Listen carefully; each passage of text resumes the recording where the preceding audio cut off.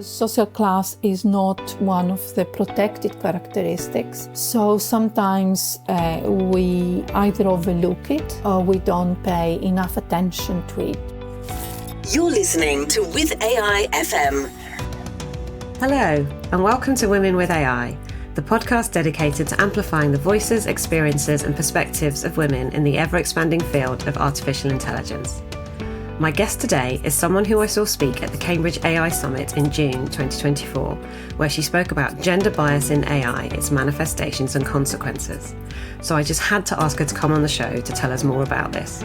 But before we get into the conversation today, let me tell you a little bit more about her. Dr. Anna Paraskevopoulou is the Associate Professor of Management at Anglia Ruskin University. She's also the Faculty Athena Swan Lead and Faculty Lead for Safe and Inclusive Communities in the Faculty of Business and Law at Anglia Ruskin University. Anna is a Fellow in the Global Labour Organisation, and her primary research focuses on work and inequalities, particularly on employment experiences in the contemporary neoliberal economy.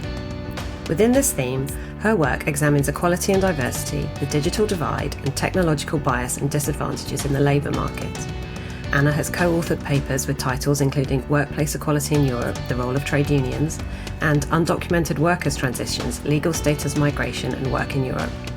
And her research findings have been picked up and utilised by various national and international organisations such as Oxfam, the International Labour Organisation, the European Commission and local authorities in the UK. Her work aligns with ARU's priority research theme, Safe and Inclusive Communities, and she's a member of the Centre of Inclusive Societies and Economies and leads the EDI Cluster Group. Anna is also the recipient of the 2024 Emerald Literati Outstanding Research Paper Award. Dr. Anna Paraskevopoulou, welcome to Women with AI. Thank you, Jo. Thank you very much for the invitation.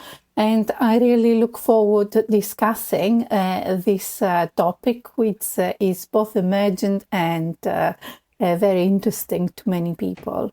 Yeah, fantastic. Well, it's great to have you here. Congratulations on the award for the paper, by the way. Thank you. Thank you. And maybe we could start, and perhaps you can tell us, how you got into what you're doing, your journey into AI, and kind of what got you interested in all of this.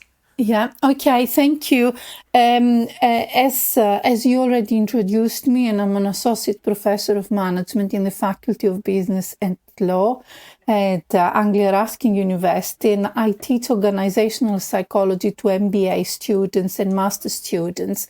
My research journey is quite long, and it has been focusing on work inequalities and the experiences people have in terms of inclusion and exclusion.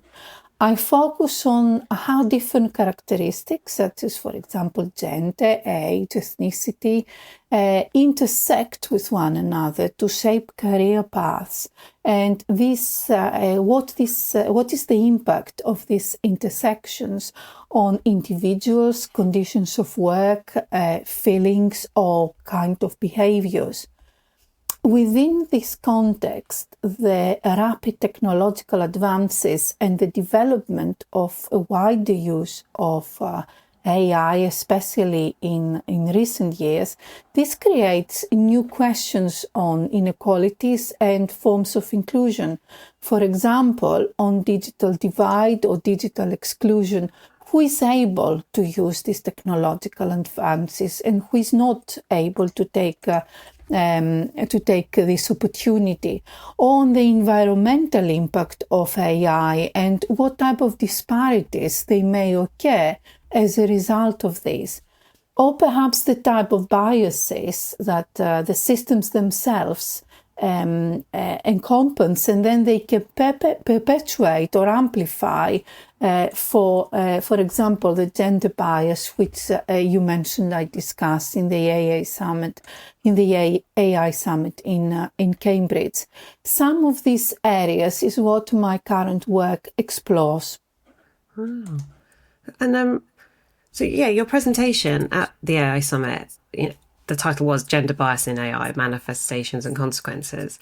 And I guess it's like you're looking at a theory behind the problem. Can you walk us through some of the sort of takeaways? Yeah. Absolutely. As you can appreciate, there is a huge body of literature on this topic, and I think it is fair to say that it is actually developing, because the more AI advances, the more technology advances, the more researchers try to understand the social and economic changes in the labor markets, in the types of impact these have on skills, on how tasks, for example, are being distributed in workplaces, what is the division of labor, the type of new job categories that are emerging, the type of contracts people are negotiating.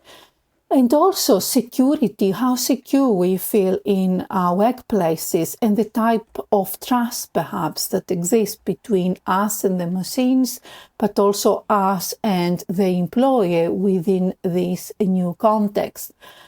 Despite different conceptualizations of these emergent themes in our society, there is a general agreement that, in fact, the world of work is changing.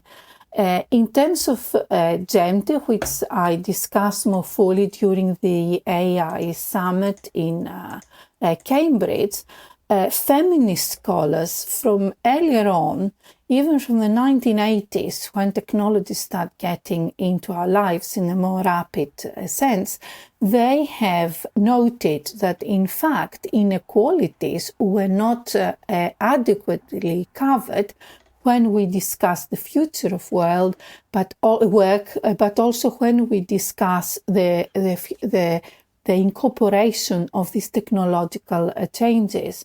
For example, like feminists like Cockburn in 1980s questioned how gender dynamics affect technological development, and argued that gender divisions that exist in a society, they tend to also be reflected in the way technology is being designed, it is being implemented, and this, of course, can lead, as we shall discuss later, to further marginalization and conclusion. There is also a very interesting approach. It's called the social shaping of technology approach, also developed in the 1980s, but is also being used more extensively recently to try to understand and make sense of how AI works and the technology works in the world of work, for example. And researchers that they take this approach also note that the existence of AI created or reproduce the biases that exist in the society, and this can be associated with the type of diversity that may exist amongst the workforce, amongst the people that they are behind the machines, behind the systems and processes, the ones that they develop the algorithms. For example, it is quite well documented in social sciences literature that when we have lack of diversity in teams in terms of, let's say, gender, ethnicity, age, but also other characteristics, this in fact has an effect on how systems themselves are being designed, but also are being implemented. So this is the main thinking behind it, is the feminist theorists, the feminist scholars, that they have identified that gender dynamics in fact are not being accounted when we discuss technological developments, the disparities that exist in terms of opportunities and usage of these new technologies, but also the reproduction of existing biases by the systems themselves, because they have been designed by non-diverse teams. Yeah. So really, that's just perpetuating the bias, isn't it? Exactly. And exactly. That's just going to lead to massive consequences. Exactly. So Maybe you could talk us through some of the most sort of striking examples that you came across when you were doing the research. I can start with the one I did, with the one I presented in AI, based on the existing literature and what it has been developed and discussed in recent years, but also because for the needs of the presentation, I decided to do a little experiment myself. Mm-hmm. So the AI Summit presentation was entitled Gender Bias in AI Manifestations and Consequences. So what I did was to ask AI to produce some pictures for me.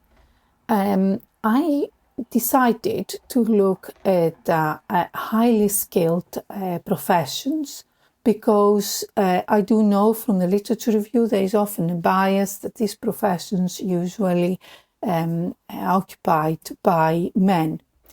So I asked the AI to give me a picture of an engineer, an electrical engineer. Immediately it produced a picture of a man. Then I asked the AI to produce a picture of a surgeon. I made sure that I did not use any pronouns to make sure my language was very neutral. They immediately came with a picture of a man. Then I asked AI to produce a picture of a business person. I put a CEO. I didn't say a businessman, I didn't say male or anything. I just said AO. Immediately it came with a picture of a man. Then I decided to go for a profession which also I know lacks diversity. I asked for the legal profession. I asked for a picture of a judge. I got another picture of a man. I decided to ask for my own profession, so I asked AI to give me a picture of a professor, and I got another picture of a man. I also asked for a lecturer because it's lower rank. I also got a man. Then I asked for a picture of a chef, and I was given a picture in a quite nice, good-looking kitchen, quite posh kitchen, I would say. And of course, the chef was a man. To be quite fair, on AI, it asked me whether I'm satisfied with these pictures and asked me if I would like a different version of a picture, perhaps a different angle or perspective, perhaps a different background, change the time of the day, and also if I wanted different aspects, for example, close up on tools and so on. Interestingly, it didn't ask me about gender or any kind of social characteristics of the people in the images. So although it asked me for filters, that was not included. My second experiment was to go for and ask for jobs that perhaps they're not, they're more associated with women. So I asked for a picture of a teacher this time versus the lecturer and the professor. I immediately got a picture of a woman with children in the classroom. I asked for a picture of a nurse, and I got a female nurse. I asked for a picture of a care worker. It was a female. I asked for a picture of the receptionist. Immediately I got a female. So that is versus to the CEO. The CEO was a man. The receptionist was a woman. The surgeon was a man. The nurse was a woman. The professor was a man. The teacher was a woman. And I decided also to ask for a cook this time. I used the word cook, and I said a cook in a school. And I also got a woman for this. So the chef is a man, but the school cook is a woman. I would also like to say that all images were predominantly white.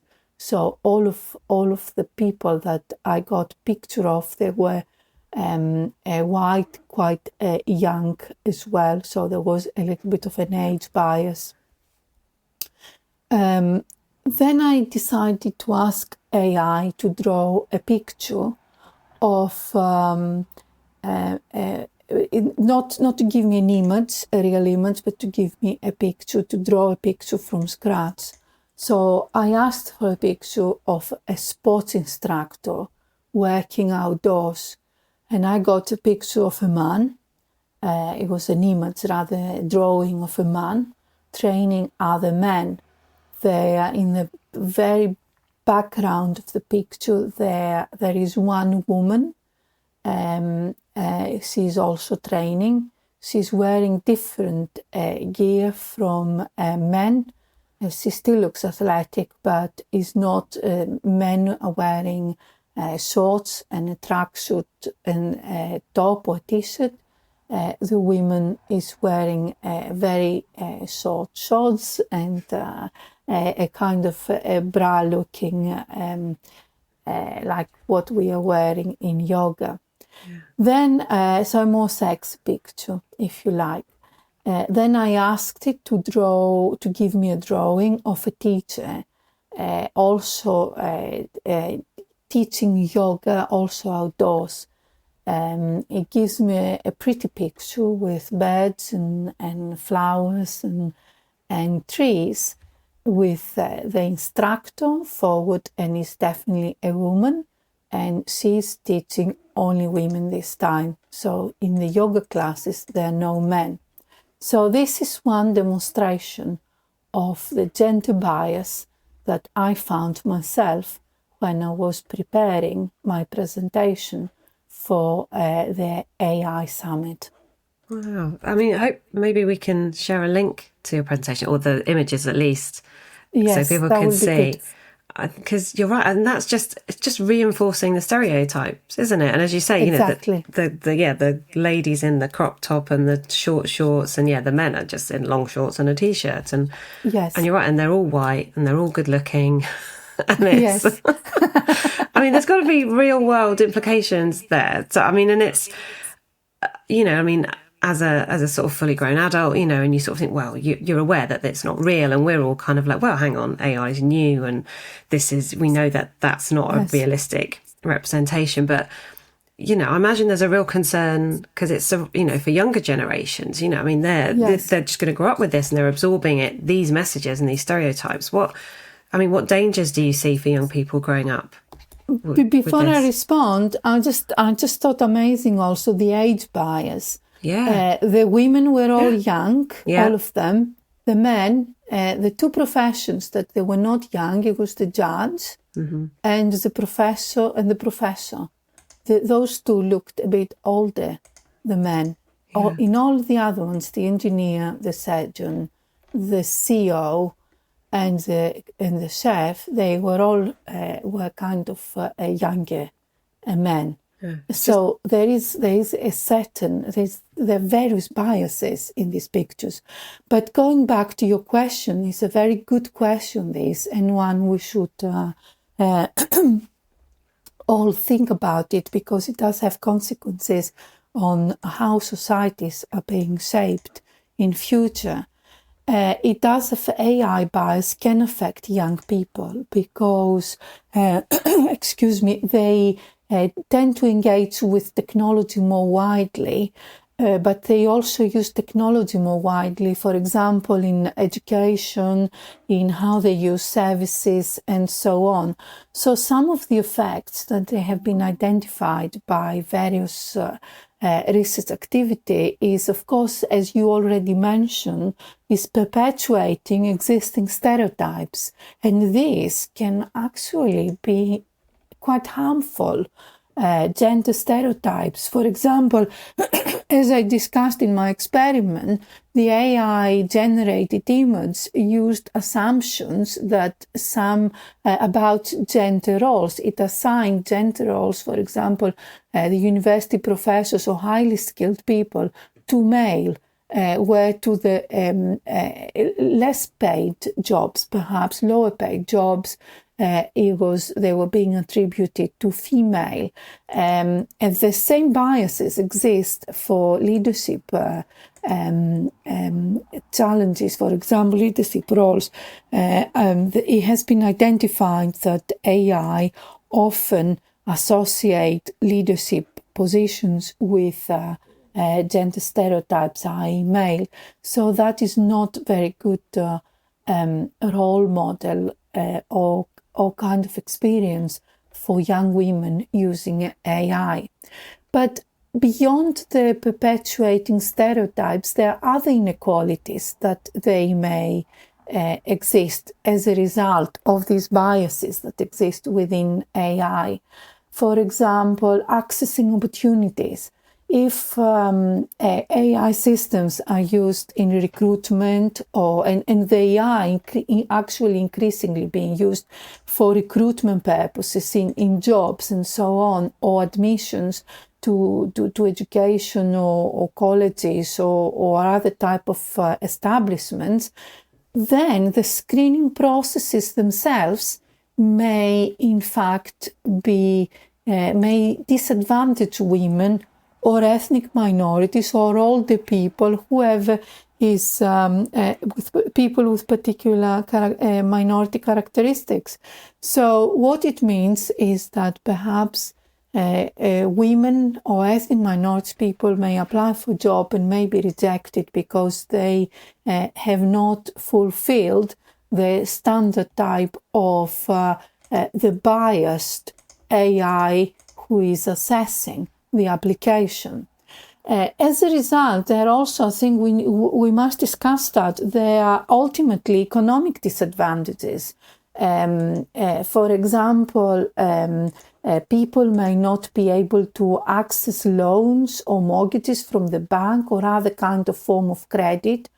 And this does have an effect on innovation, on entrepreneurism. For example, young women entrepreneurs who may want to start a new business, they may not be able to obtain the loan they need in order to start this business. So therefore, these barriers generate and reproduce the inequalities and economic disparities that they are already present in our society.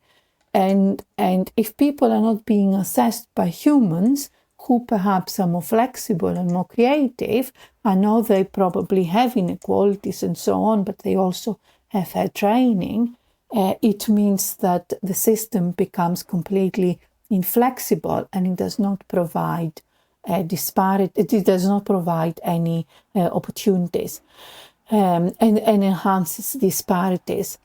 In terms of health, some researchers have also found that, for example, if data that it is incorporated in AI systems is more kind of male-centric, it may not provide adequate information for diagnosing or providing solutions to providing treatment for some specific gender issues. So that could be, for example, reproductive health for women. It's one example that has been studied. So a more gendered specific data, we need to ensure that AI are using more gender-specific data to ensure accurate diagnosis for everyone, not just women, but everyone.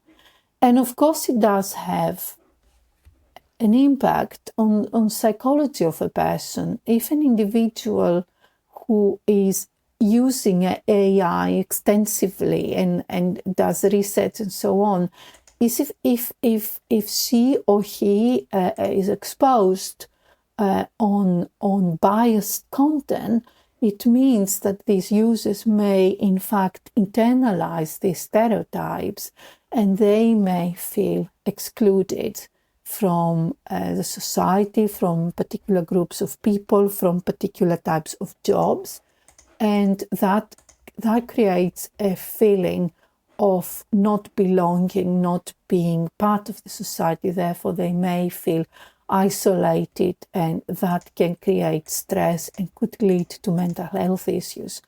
So addressing these biases requires systemic changes. So ensuring, for example, that there are diverse teams working in the development of AI.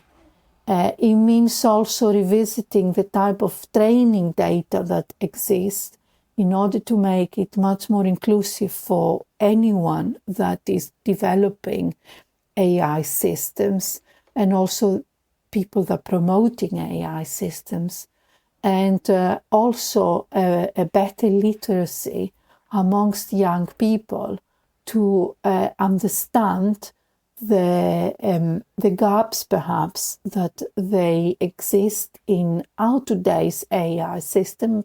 Perhaps in future it will become better and better. I'm pretty sure it will.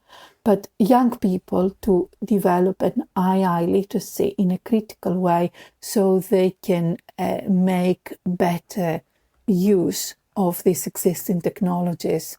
Yeah, I think that's really important. That's a really important message to get out there, because it's all very well just accepting it and using it, but you're right. Yeah. Younger people especially they need more life experience, but they need to be trained that it's not right, that just because it's thrown up Absolutely. that picture. And just to go back to what you said earlier about when you put in the images and then it asked you, are you satisfied with this? I think that's the really important bit that lots of people miss as well, to say, well, actually, no, you've just given me men, or you've just given me women, or you've just given me pretty young people. I want a real picture of a real person.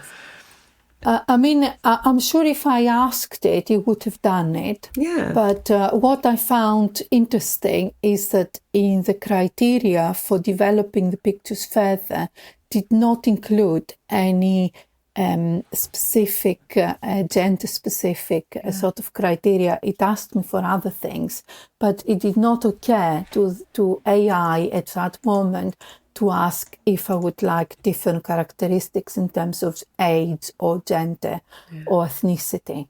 It just took it for granted that that's what it was. Yeah, and I think that's the point, isn't it, as well? Because it's not, AI isn't at a stage where it's thinking like a human. It's all it is. It's just the data, it's the maths, it's the predicting.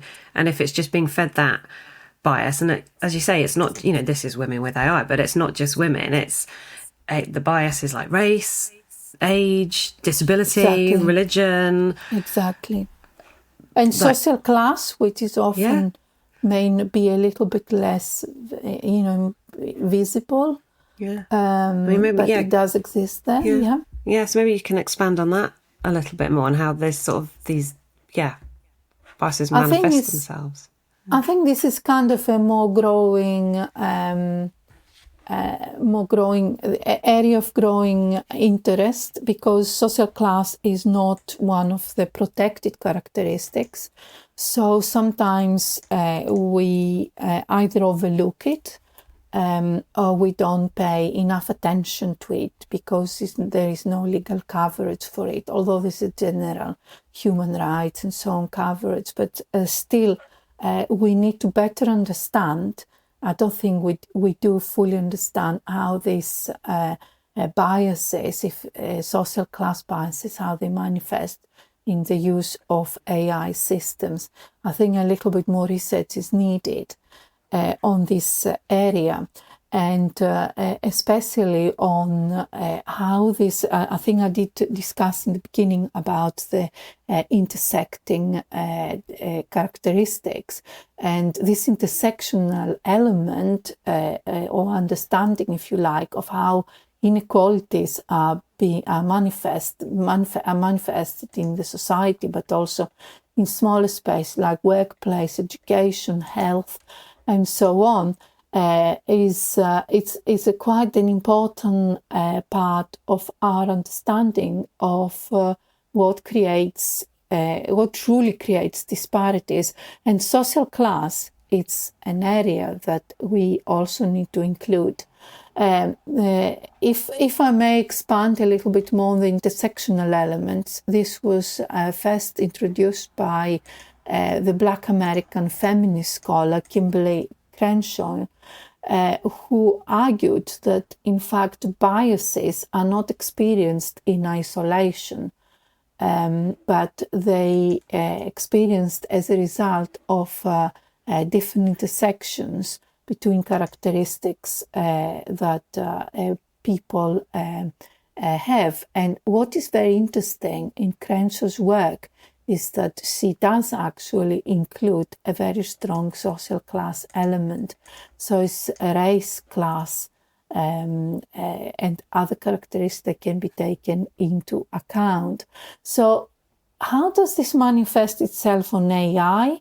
Well, the AI system may perform differently when we ask or when we are looking for combined characteristics, for example, of race and gender.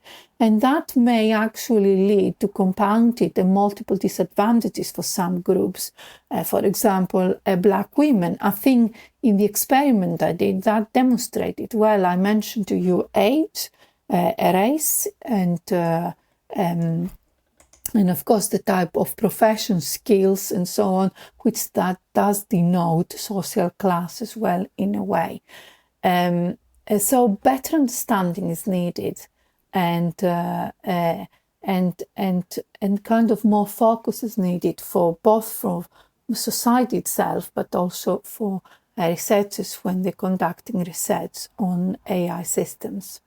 Yeah, so really, I mean, my takeaway from that is just how important it is for women and, well, to have a diverse representation. So it's not just like the white male that's creating AI content. It's got to be co-created so we can break down those biases. Exactly. Yeah, and yeah, I mean, I don't know. I mean, yeah, tell us more than like. Okay, well, I think if we discuss a little bit more about this element of lack of diversity in the technology sector, I think this is quite a well-established fact that more men have been attracted to the sector, and they tend to be more white male population working in this area. So the participation of women, but also other people from other minority groups, can in fact be very helpful because it will create a different kind of feeling within the sector, if you like. So diverse teams will be able, for example, to identify and correct during the design process of AI or other technology applications. So the systems produced, then they're going to be less likely to reproduce biases and stereotypes, because the more diverse the voices, the more diverse the approaches, and the easier it is to spot and smooth out these discrepancies. Design itself also will be more inclusive. So because it is kind of people from different experiences, they're going to have their voices heard, or their skills put into this design. This means that the systems themselves are going to appeal to wider population. For example, on healthcare disparities or reproductive health, they may be appealing to people, to younger women, or to older men that may have a particular problem, for example, that other parts of populations don't. And so on. So in generally, the studies that exist, they have shown that they have proved that when teams are diverse, then they tend to provide better quality products that they have for wider audience, and they tend therefore to be much more innovative and also more successful. Also, I think I talked to you a little bit earlier about trust. It means we're going to trust the system more, because we are going to perceive these systems or these processes that exist as being more accurate. And this is imperative for example, on using AI during selection and recruitment processes. At the moment, there is suspicion that inequalities are occurring, that people are not accessing jobs, for example, precisely because they have been profiled in a wrong way by AI systems. If the systems improve, then recruitment and selection processes will become much fairer. And also we're going to trust them to do that as well, because trust is important. I think including more women and more diverse population in general in the technology sector, but also in the important area of designing AI systems, what it means for the profession itself is that the better, more equal practices in the STEM field. So people that study STEM subjects are going to have a better opportunity to find a job, but also to bring in their skills into this area of work. And of course, the technology sector itself will be enriched because at the moment is not as diverse. I think also we can say to an extent, as a result of all of this, that a better design system from more diverse teams will create ultimately better opportunities for women in the labour market, but also for other minority groups, and also not only better employment opportunities, but also better opportunities to develop new skills and to skills that they can be more adaptable to the new challenges of the kind of the contemporary systems, economic systems, what is needed in the labour market. Yes, I think that's the main areas I can think of at the moment. Yeah. No, that's great, and I absolutely agree with everything that you've been saying there. It just makes so much sense, and the fact that there are so many opportunities, and this is the time to get involved, and for everybody to get involved, and not just let one group kind of like design it and do it. There are so many skills. This is the time to get involved. And I know we mentioned in your intro that you're looking into the digital divide, and obviously that includes like digital skills and skills training, because there's lots of stuff out there. But what if you don't know how to do it or where to start? I mean, can you tell us a little bit about your work there and about the is there a digital skills gap? Yes, there is definitely a digital skills gaps. There are always skills gaps, and there are always going to be skills gaps. But what it is important is for us to be vigilant and make sure that we equip young people and older people, all parts of the population, to in fact make these gaps smaller. So therefore, one way of doing it is researching the digital skills that, and also the digital gaps that they may exist amongst the different parts of the population. And because ultimately it's about inclusivity, it's about who is included and who is excluded. The more research we do, and the more effort we're putting in closing these skill gaps, then the more we are able to correct the disparities that we have already discussed. And enhancing digital skills in today's society, in fact, it does help people to kind of adapt in the requirements of the contemporary labour market, because they are able to have good digital literacy skills. And of course, this translates to better employability, better prospects, better career paths. Also, it's in all my research, what I found on more disadvantaged members of our society, they have a lot of problems on accessing services, and they often have these problems because they do not know how to use the digital systems that they're already being kind of implemented by various organizations. I mean, how often have an example where parents would ask their children, please come and help me to fill in this form, to go into the hospital or apply for this or to get my, my benefit and so on. This is a skills gap, and this is something that everyone the organizations can do something about to help people to better understand the new systems. It also helps to increase diversity in the technology sector itself, because it helps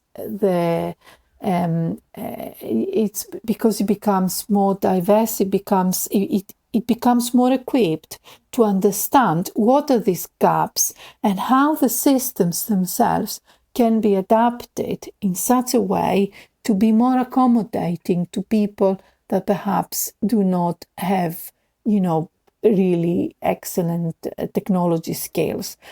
So they can be kind of more easier to use, easier access.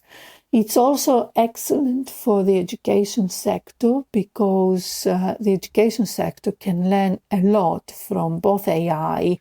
AI uses how AI has been designed, but also technology in general, because it can take advantage of these developments, and it can become much more creative itself in the way it delivers, for example, knowledge to students, in a way that conducts research, pedagogical research, to better understand the needs of the students, the needs of the audience, and also to be able to provide more creative and more critical skills to the students that they so desperately need to today's society, which has become very competitive. Today's labor market, I should say, has become very competitive, and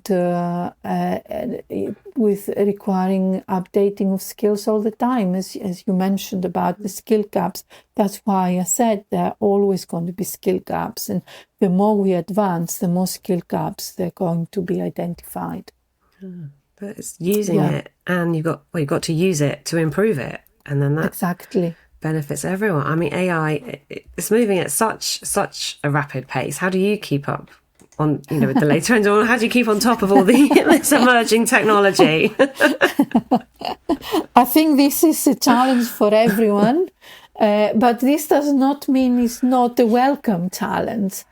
I think, in my view, is something that I do like to experience.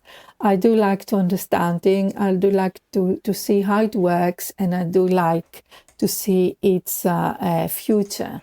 The introduction of AI, I think it does open new opportunities, new paths to our learning and teaching abilities. We test ourselves in a better way. And I think as a result, we can become much more creative. I know there's the argument whether AI kills creativity. I think creativity is kind of goes hand in hand with humans. Humans are always going to find ways of being more creative. And I think that's how we should use AI, in order to become much more creative. But at the same time, we must also enhance our own critical skills. We should question AI systems. We should question AI structures too, because in that way we will understand we have a better understanding of how they work and what interventions we must make in order to make them better for everyone. For example, to understand what effects they have on our natural environment. It has been reported that actually they do have damaging effects on our environment. How can we go on to correct that? But also understand the effects it has on human relations. And I think that's what we've been discussing throughout this session. So both of these examples, both examples are the two fundamental aspects of sustainability, the environmental sustainability and the social sustainability. And therefore, at the heart of it is our understanding, is our critical ability to ensure that we have better functioning systems in the future. So, for my own students, I always encourage them to follow the latest developments because that is advancement. But I also ask them to constantly question the information they receive, constantly question these systems and that they produce this information, to be creative, to be thoughtful, to always consider solutions of how to improve. So, for me, it is very important that we use AI to serve humanity and not vice versa. If we create these systems, they should be there to make us better societies, to make our lives much better quality, rather than for us losing our job or being discriminated when we are looking for employment, or being given information which is incorrect and perpetuates stereotypes. The second we should never allow that to happen, and we should always be vigilant for that. The first, serving humanity, we should all work towards it to make the system better for everyone. Yeah, I love that approach. I think everyone should be taking this on board and doing it. I mean, with all that in mind, what do you think about the future of AI? What do you think it holds? Does it excite you, scare you? I don't think it scares me, but for me personally, I know it scares many people. But I think this question should be considered in relation to your previous question, because I don't think we can think the future of AI independent of our current economic system or climate, independent of our current trends in our society. If we use AI with in mind to make as much profit as possible, then many of its negative aspects will continue to exist, and the environmental costs were also going to be enormous, and that does scare me. I do have to admit, I do not want to see robots taking our jobs, but I would like to see robots, for example, taking the difficult jobs and make our lives easier, but create new jobs for people to have easier they don't have so much bad health impact. Some jobs are hazardous, for example. It's better if we have machines doing them than us doing them. It happened in the past with the Industrial Revolution, we should do the same now, but also in the past, it was about maximizing profit, and people used to live in terrible conditions when that happened. We must therefore use AI to improve the lives of people or the lives of animals, because they also exist on our earth, the lives of plants, our general ecosystems. Then I think we will see the true benefit of technology and AI, one that gives us cleaner air to breathe, one that gives us more amicable life, makes society happier than making society stressed and unhappy and unfriendly and isolated. So in short, we need to think more creatively about AI, but also in relation to the structures and systems of our today's society, if we want to eliminate inequalities or other disparities that exist, and if we want to promote a fairer society. Thank you, Anna. That just makes so much sense. I mean, we've spoken about lots and lots of things today, and lots of things for people to take away and think about. I mean, have you got any recommendations for our audience? Anything, places they can go or things they should be looking up? I think everyone should have a better understanding of what we truly mean to be inclusive, what we truly mean to be accommodating, and allowing safe spaces and trusted spaces for people to express their opinions, to express their creativity, to be able to live happily in our society. So to do that, I think people should take advantage of trainings that exist. They should be thoughtful. They should read a lot on this topic. There are excellent podcasts. There are excellent videos that exist. They have been produced. A lot of academic and policy-oriented research from universities, from government, trade unions have produced quite a lot of material. NGOs, if HR professionals are listening to this podcast, they can look at CAPD materials. They have quite a lot. Large organizations like UN or ILO, for example, the International Labour Organization, environmental groups. There are many, many sources for people to kind of take advantage. There is a lot of media attention at the moment. There is continuous coverage, and I think this is another source where people can look out for. But above all, for us to have good quality education on these topics and a good understanding of how this development affects us as individuals, affects us as a community, as society, affects also organizations. Yeah, wow, thank you.